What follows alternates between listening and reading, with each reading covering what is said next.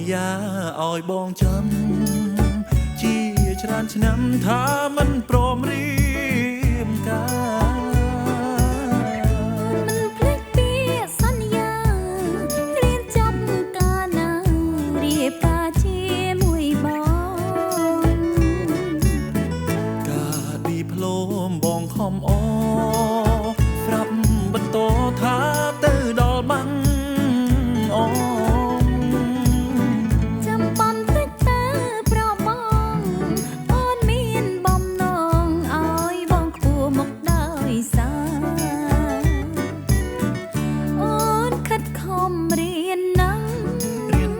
ចាស់ឬវ័យ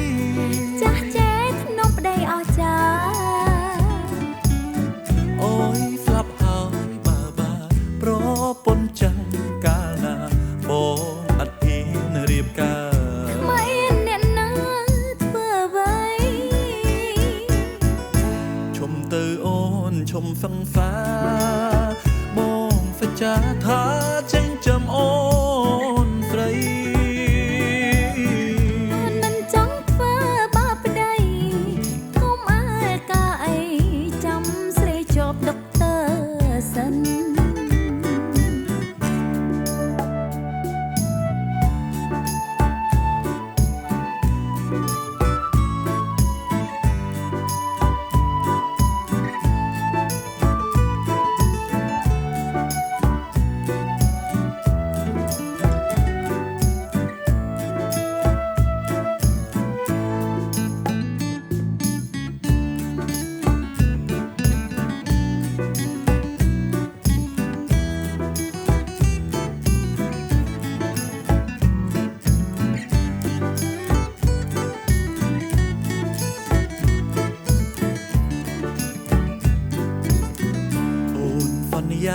ឲ្យបងចាំ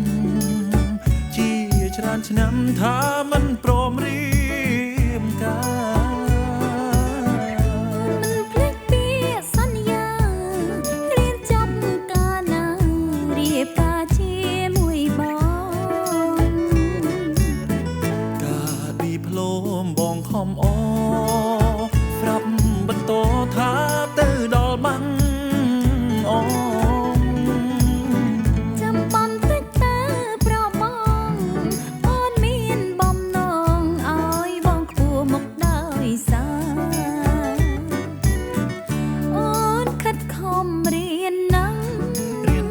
ចាំងឬវ័យ